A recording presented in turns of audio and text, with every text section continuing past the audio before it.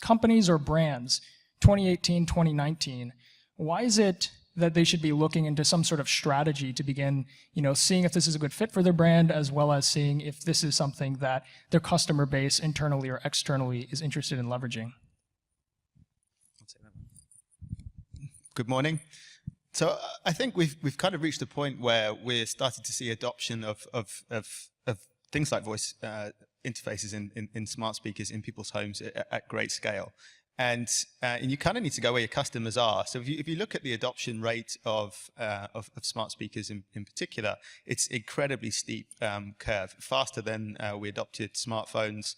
And we're bringing them into our lives and we're using them a lot. So if you've got one, you probably have maybe more than one and you use them a lot. So if your customers are starting to get into these places, then it's time to go and think about, okay, how do I adapt my strategy to encompass these touch points into our customer journeys. So I think it's just a thing to start doing now as we reach the point of inflection of mass adoption, really. Thanks.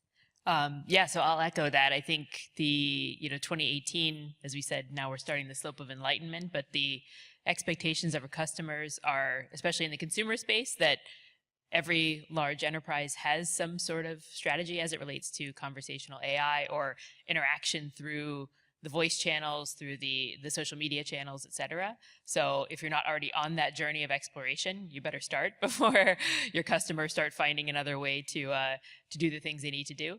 In financial services, for example, customers have an expectation that regardless of how they're doing their banking, that there's going to be a way that they can get things answered quickly. And if they're a user of Alexa or Siri, or they're a user of Facebook Messenger, what have you, they're going to assume that they can get the answers they need through those channels. And so really, I'd say that at this point, you need to be going down that path if you're a large enterprise. If you're a startup serving those enterprises, find a way that you can test and experiment to get in front of customers as much as possible.